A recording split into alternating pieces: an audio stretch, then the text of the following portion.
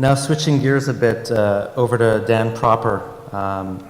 Dan, you've been at the helm of OSIM, Israel's largest food company, for more than 30 years. You've also, currently served on the boards of many of Israel's most successful global companies, such as Teva and Checkpoint and others.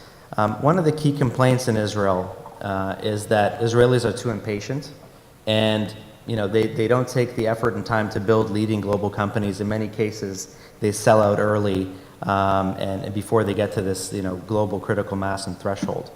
OSIM took a little bit of a different approach, and versus going out and becoming a global player, they actually partnered with the global player and brought a global player to Israel. Clearly, there's different perspectives on kind of this approach. And do you think it's possible for a company like Israel to change our culture and someday build our own Google? Or is the approach of bringing global companies to Israel and partnering with them an approach that also makes sense? Well, I think you can do both.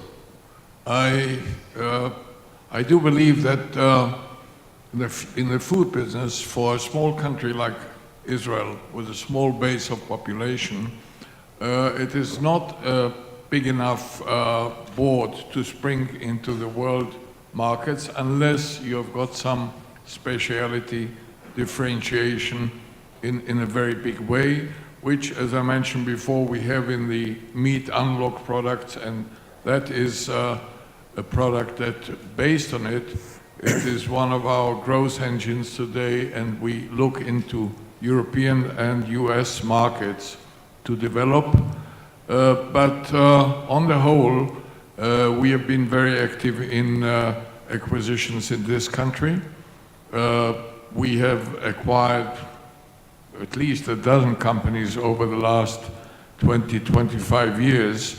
And today it becomes, the bigger you grow in a small country, the less opportunities you have.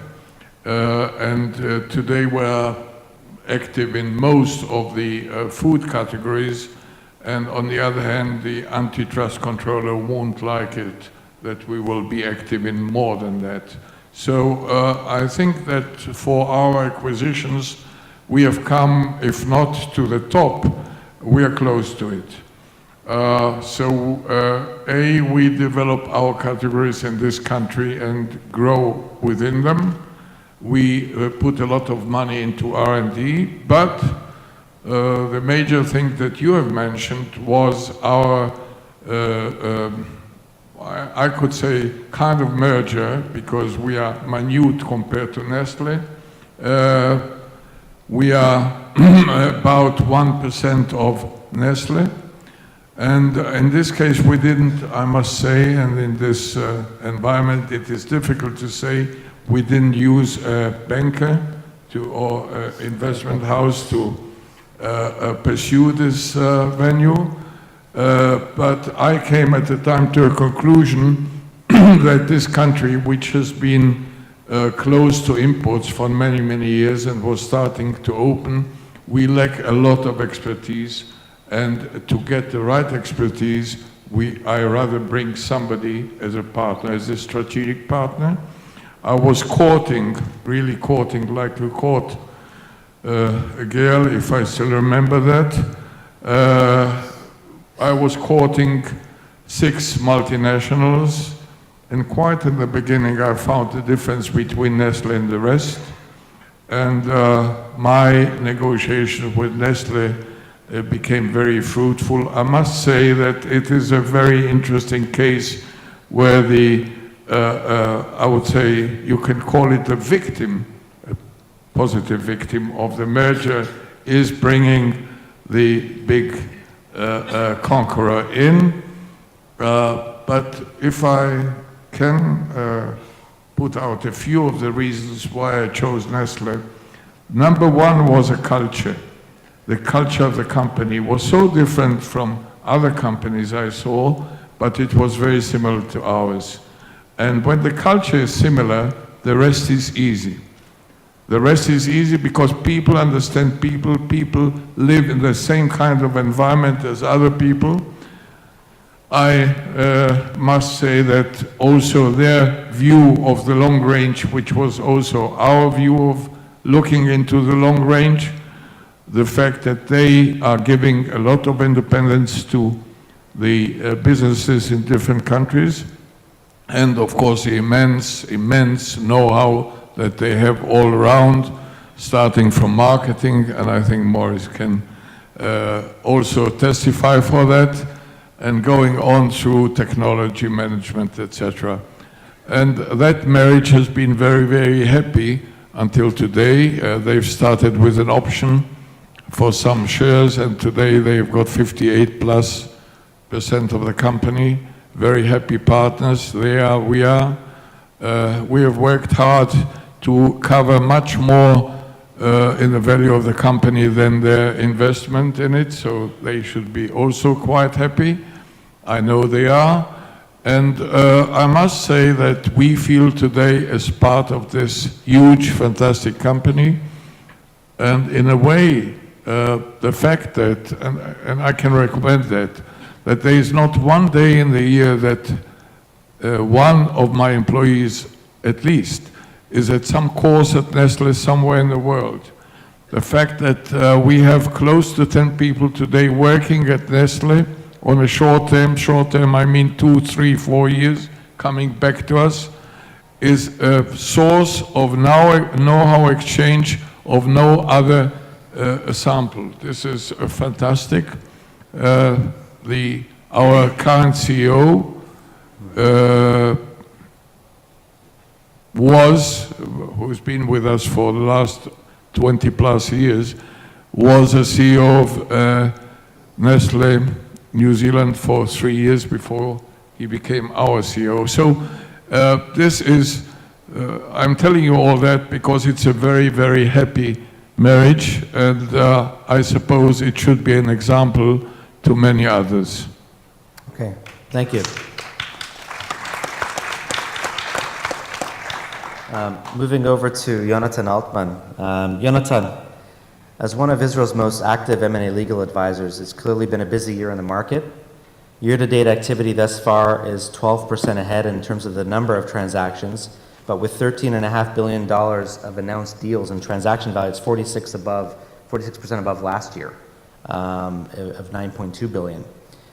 Over the decades, the Israeli inbound transaction flow of international acquirers has largely been dominated by technology and healthcare fields. More recently, we are seeing many other more classic industry assets changing hands. For example, Cloud Industries being sold to Access, Avgol, the acquisition of the Leviathan gas fields, Mayanot Eden, Cloud Insurance, etc. Do you see the more recent increase in non-tech or non-healthcare related M&A as a longer-term trend? And what do you believe are the key drivers behind this? Well, first of all, I think you're right. We do see this trend in the last couple of years of multinational companies coming over and investing here, acquiring companies, investing in companies. And we see that more in the non-tech field than we used to see in the past. And this is, of course, in some sense, a positive trend. I'm not talking about the natural resources and the issues around that, because this is a whole different ballgame and needs to be addressed by the government and others. But yes, we see this trend coming stronger and stronger.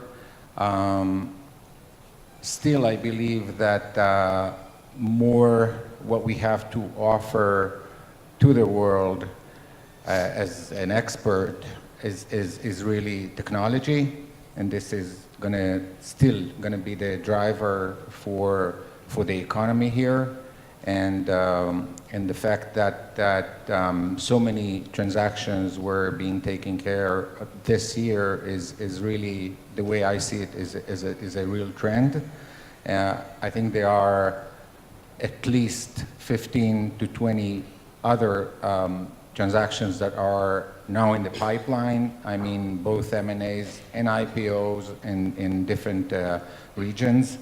And I think this is Israel is really getting to this point where the window of opportunity for M&As and IPO is being open. Israel is getting to this point quite ready, with some significant companies that are having the right direction towards being global players or being acquired by the others. I think for today, we can see over 180 multinational companies operating in Israel, which is an unbelievable number, growing day by day. Recently, Facebook and Dell and Apple and others. This is really showing big confidence in the Israeli technology area. Yes, we are pleased by the fact that non-tech companies are also of an interest to players, and I think that this is not 2013 kind of fashion, but rather something that really signs a trend for the next couple of years. Okay, thank you.